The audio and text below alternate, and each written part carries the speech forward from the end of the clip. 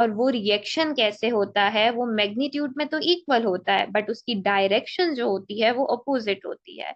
इसकी हमारे पास बहुत ज्यादा प्रैक्टिकल एग्जांपल है जिसके थ्रू हम लोग ये चीज वेरीफाई कर सकते हैं कि एक्शन का रिएक्शन अपोजिट डायरेक्शन में कैसे होता है। लेट सपोज मेरे पास यहाँ पे एक बॉल है और मेरे पास एक बॉल है। मैं बॉल को इस पे स्ट्राइक करवाती हूँ, आप जैसे ही इसके ऊपर एक्शन इस डायरेक्शन में प्रोवाइड करते हो तो आपकी बॉल जो है इसके बाद क्या होता है, यहाँ पे स्ट्राइक बैक करके वापस आती है। आप एक्शन फॉरवर्ड डायरेक्शन में करवा रहे हो बट वो स्ट्राइक करके अपोजिट डायरेक्शन में आ रही है।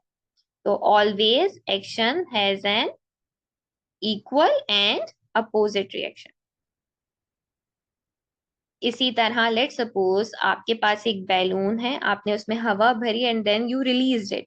आप जैसे ही उसे रिलीज करते हो जो उसकी एयर होती है वो इस डायरेक्शन में निकलती है, जबकि आपका जो बैलून है वो ऊपर उड़ के जाता है। तो both in opposite direction and we are having multiple of practical life example जिससे हमारे पास ये वाला लॉ वेरीफाई होता है। और ये बहुत आसान सा और इतना सा ही लॉ है। जिस तरह ये हमारे पास है, let suppose we are having two objects. ठीक है, एक यहाँ पे एक लड़की है और एक आपके पास चेयर है। जब भी आप चेयर पे बैठे होते हो तो आपकी जो बॉडी होती है वो डाउनवर्ड डायरेक्शन में फोर्स एक्सर्ट करती है, और जिस चेयर के ऊपर आप बैठे हुए हो या जिस सोफे के ऊपर आप बैठे हुए हो वो सोफा ऊपर की तरफ जो फोर्स है वो अप्लाई करता है। इसी की वजह से क्योंकि दोनों इक्वल इन डायरेक्शन होती है और अपोजिट इन डायरेक्शन होती है तो दोनों एक दूसरे को इफेक्ट को कैंसिल आउट कर देती है और आप रेस्ट कंडीशन पे ही रहते हो। क्योंकि अगर ये कैंसिल आउट ना करे देन यू, और कोई भी इसमें नेट फोर्स जीरो ना हो then you will start moving.